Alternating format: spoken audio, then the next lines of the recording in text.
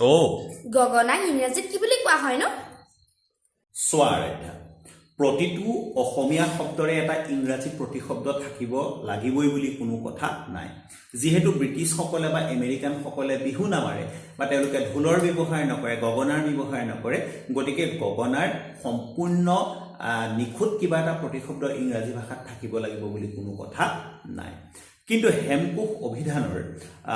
পঞ্চদশ সংস্কৰণৰ ৩৯৭ পৃষ্ঠাত গগনাৰ কাৰণে ইংৰাজীত এটা বাক্য লিখি থোৱা আছে তাত কোৱা হৈছে a wind instrument made of bamboo কিন্তু যেতিয়া মই গুগল চাইছিলোঁ গুগলত মই পাইছিলোঁ গগনাক কোৱা হয় জ হাৰ্প বা মাউথ হাৰ্প বুলি